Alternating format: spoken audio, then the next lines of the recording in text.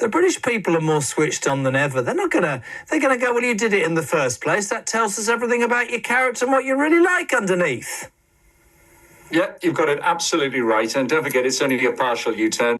Is Rachel Reeves gaslighting the British people?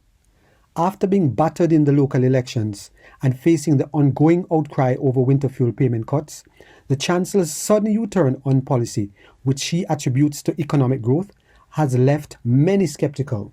In this video clip with Talk TV, we will be exploring why Rachel Reeves made the U-turn decision, its impact on the UK economy, and who qualifies for winter fuel payments.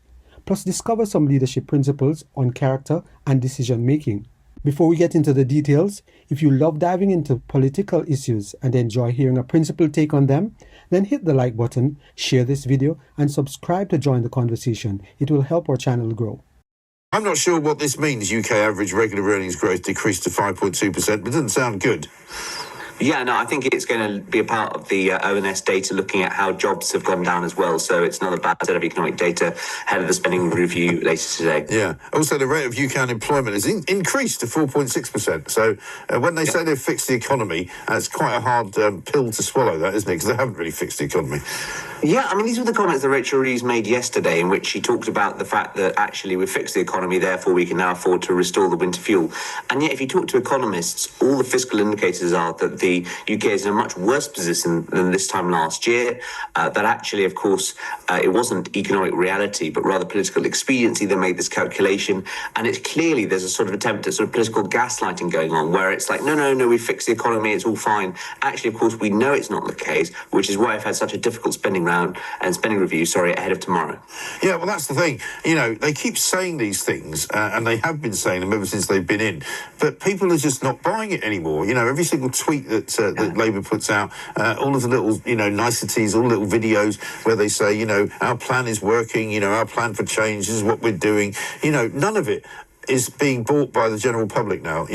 Unemployment is up, earnings are down, growth is down. Everybody can see what's happening out there on the streets. The British economy is in a pretty bad place. And you might blame all manner of things for it, but there's no point in pretending that they fixed it, is there? Yeah, no, I think that there's far too much kind of short-termism as the government's rhetoric, and that clearly, everyone knows that the economy is going to be a huge job to turn it around. But let's not pretend and infantilise the people we're talking to. Everyone knows the exact reasons why Rachel Reeves did this, and the fact that it was 5 weeks ago after the Runcorn by-election when they got their behind spanked in that election, that therefore that was how they were going to do their U-turn. I think that, overall, it's worth considering there was a great piece by Andrew Neil last month saying that in 55 years of political journalism, he's never seen any sort of deception on the scale of the Keir Starmer's government. Now, I think we're still in the early days, but I do think there's this tendency for this government to go after things which are manifestly not true or plaintively obvious not the case.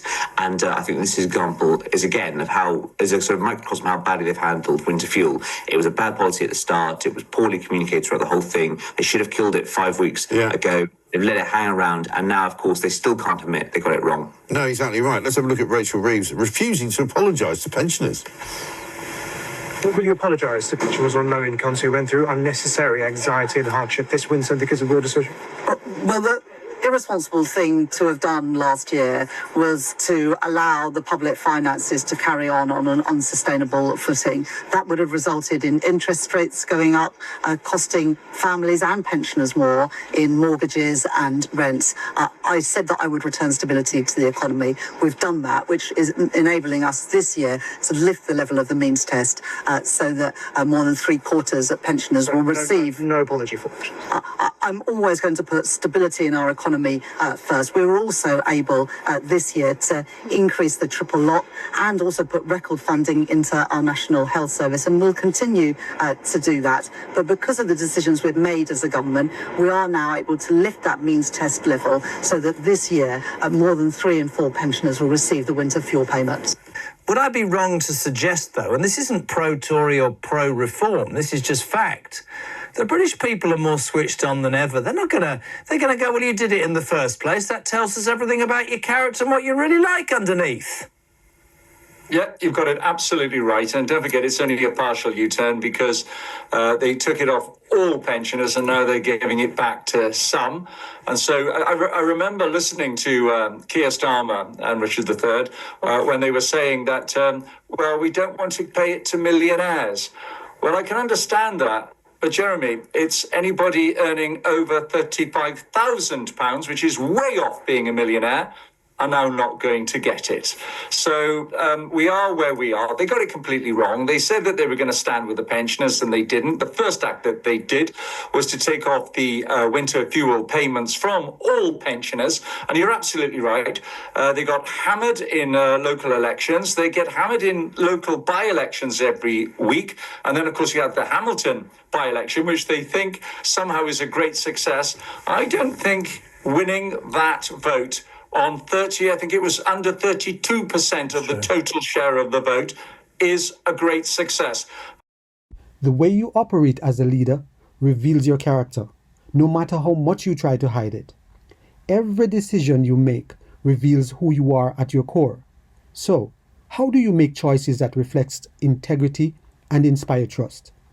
It starts with thinking ahead before you act. Ask yourself, what are the consequences of this decision? Who will it impact? And am I comfortable with and prepared for any possible consequences? If you are, then go ahead and implement your plans. Great leaders don't just react. They pause, reflect, and align their choices with timeless principles. Not every decision you make as a leader will be perfect.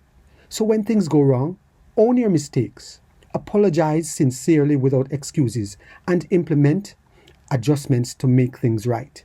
Show that you are committed to doing better. That's the character that builds trust and earned respect. What do you think our leaders can do to inspire trust? If you have benefited in any way from this video, please subscribe, like, share, and be sure to leave us a comment.